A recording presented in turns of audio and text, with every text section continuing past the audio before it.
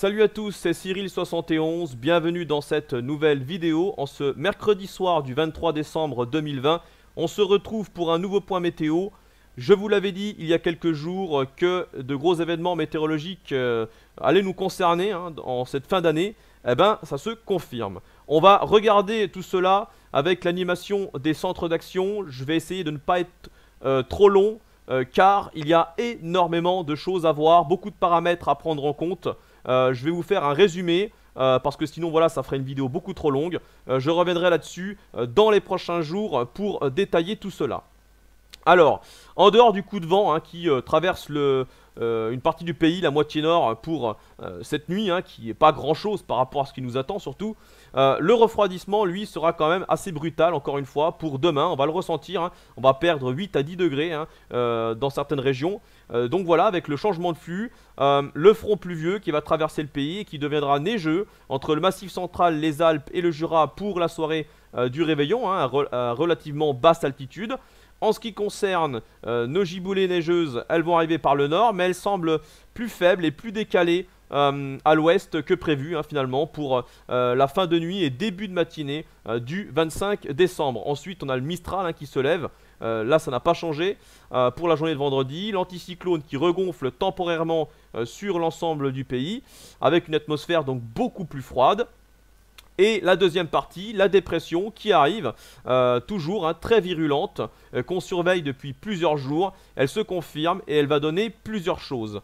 Première chose à surveiller, le risque de tempête pour les côtes atlantiques dans l'ensemble. Voilà, là les rafales pourraient largement dépasser les 100 km/h pour atteindre même 120 à 130 km/h possible. Je ne peux pas encore vous confirmer tout cela, mais c'est ce que je vois en tout cas pour les prévisions de ce soir. À l'intérieur des terres, les vents seraient autour de 80 km/h. Donc pour l'instant, on n'est pas face à une tempête non plus importante. Par contre, cette dépression va apporter des précipitations abondantes, vraiment un peu partout, notamment sur l'ouest et le sud-ouest, avec des cumuls de pluie vraiment remarquables. À surveiller donc les crues, les inondations qui seront présentes.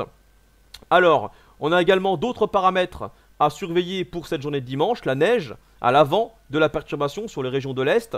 Tout cela dépendra de l'isotherme et l'isotherme dépendra de l'activité de la dépression.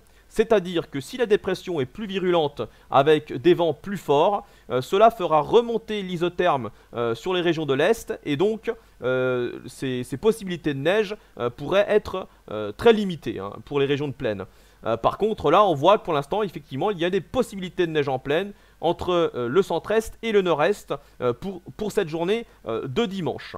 Alors en ce qui concerne la neige en montagne, elle sera abondante et des cumuls qui seront remarquables sur l'ensemble des reliefs et notamment sur les parties occidentales. Voilà, donc ça c'est pour la journée de dimanche. Ensuite c'est pas terminé puisque la dépression reste bloquée sur l'Europe de l'Ouest et même elle fait demi-tour pour revenir par le sud-ouest du pays. Cela veut dire qu'on aura peut-être un deuxième fort coup de vent à tempête sur près des régions en tout cas du sud-ouest et ensuite cette dépression la voit traverser le pays. Sauf que pendant ce temps-là, la masse d'air se sera encore plus refroidie et donc les possibilités de neige en plaine sur beaucoup de régions pourraient bien augmenter à partir donc de cette journée.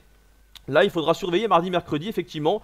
On voit très bien ici, avec le déplacement des dépressions, un flux beaucoup plus nordique et toujours très instable. Donc, attention à des chutes de neige en plaine pour cette journée-là.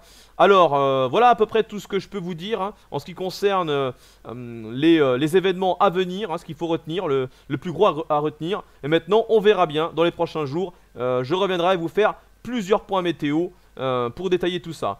Voilà, maintenant je tiens à faire une dédicace à Météo02. Allez vous abonner à sa chaîne. C'est une petite chaîne, mais il mérite franchement d'évoluer et de monter. Et c'est tout ce que je lui souhaite. Voilà, donc j'en ai terminé avec cette vidéo. Je vous souhaite à toutes et à tous une bonne soirée et à bientôt. Ciao.